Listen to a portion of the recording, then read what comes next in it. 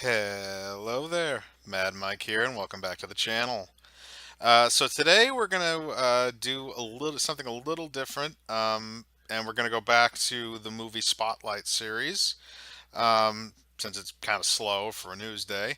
Um, so today I would like to spotlight one of my favorite fantasy films of all time, and that is 1983's Krull.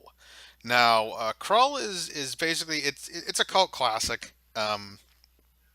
Really cult. It's relatively obscure. It was a series. It was part of a series of fantasy films that came out in the 1980s to less than stellar results. Some of the other ones, a bit more well known, like Ridley Scott's Legend with a very young Tom Cruise. You also had stuff like Willow with I think it was Warwick Davis is the midget from the Return of the Jedi, the one that played Wicket the Ewok. Um, but it was part of a series of those films and a lot of fantasy films that didn't really hit through the mid to late 80s. Um, and really, there's not a lot of things in terms of people that went on from this movie to get big, except for it was a very early role for a young Liam Neeson. Then he's a side character in the story, but really that's pretty much it. There's not a whole lot of other really nameable actors in it.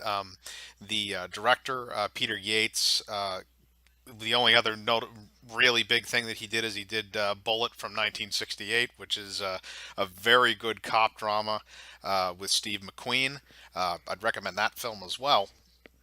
But then, he basically went on to do kind of, you know, I wouldn't say bad movies, but less than notable films for the remainder of his career.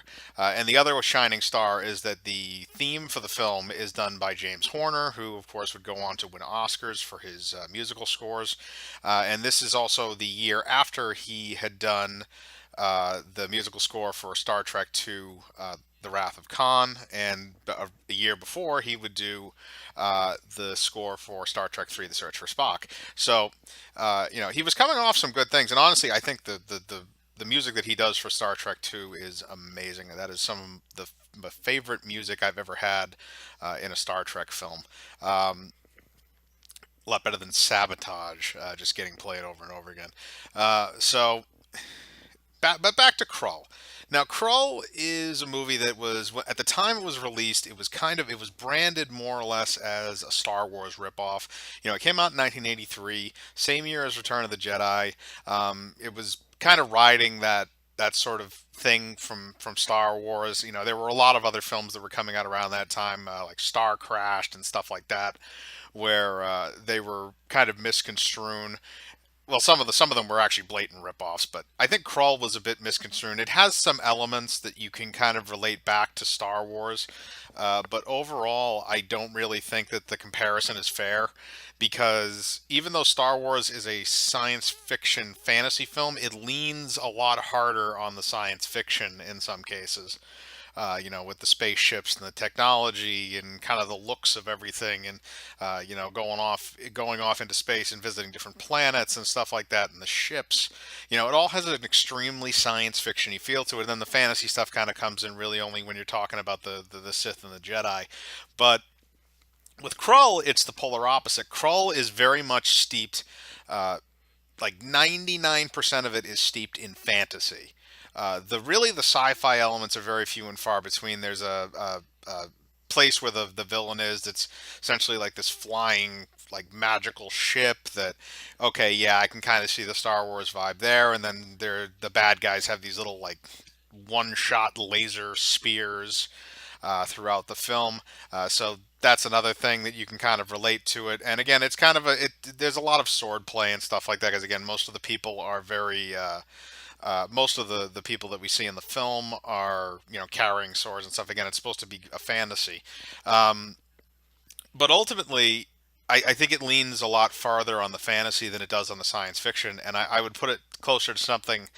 I would put it closer to some of those other '80s films like Legend and stuff like that. Rather than Star Wars, I think it's an unfair comparison for the film. Now, as far as the content of the film goes, I really enjoy this story. It's not necessarily your prototypical It is in a way where it's a prince going to save a princess and stuff, but it feels a lot different because of the way that they convey things, the enemies and stuff like that. The bad guy feels very roughly original.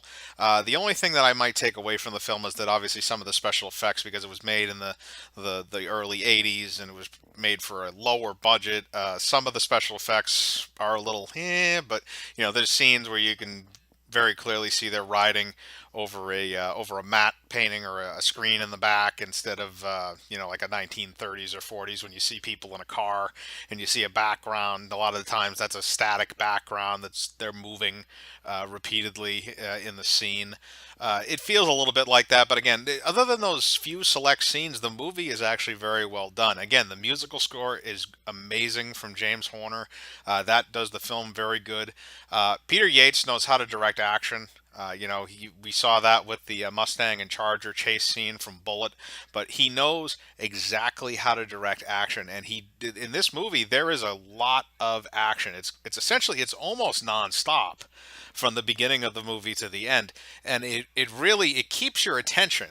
And not keeps your attention in terms of a flashy kind of way, where you're really just looking at the screen like, oh, it's not like watching a Transformers movie where you're basically, even those I get bored with now. But um, if you're watching something like that where you're just watching it for the spectacle, there is some substance to this. The only thing that I would say, again, is kind of a little bit of a drawback is that there's too much substance. Not enough is kind of explained in this world. You know the base plot, you know the characters, and you get to know some of the stuff. And honestly, there are some really awesome scenes in this movie. There are some really, huge scale, just insane things, and they don't really shy away from the violence. They don't shy away from, I mean, it's not, blood and gore, but they don't shy away from, they'll kill off characters, they'll do whatever. uh, you know this is a really good fantasy, and honestly, I think it's the shining light of those fantasy films from the '80s. I personally prefer it better than Legend, even though I think Legend is more visually appealing in some ways. But I like Krull. It has a much more solid story than stuff like Legend. It's built on a lot less. It feels a bit more real. Even though it's a fantasy, it feels a bit more real in terms of the way that people are able to do things and act, at least until the end of the film, for the most part. The way the way people are fighting and looking and stuff like that. The vagrants look like vagrants, as opposed to Tom Cruise, who has perfectly permed hair and living out in the woods for some reason. Um, so I keep comparing this to Legend, but there are two films that came out very close to one another, and ultimately, like I said, I think Krull is the superior film of the two.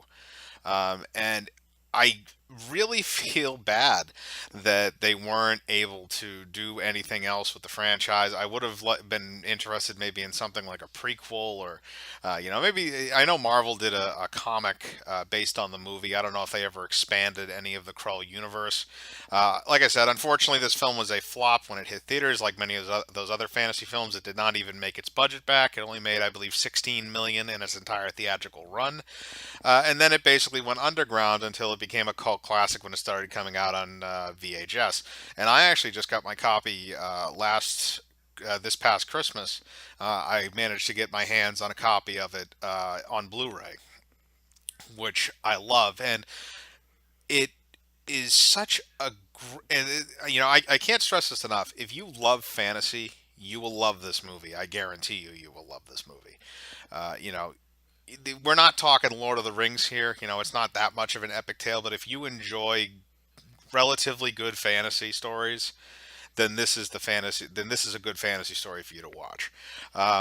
So like I said, I don't want to give too much away about the story in case anybody wants to see it. If anybody who's watching this has seen it and would like to recommend it as well, remember you can always put your responses in the comments.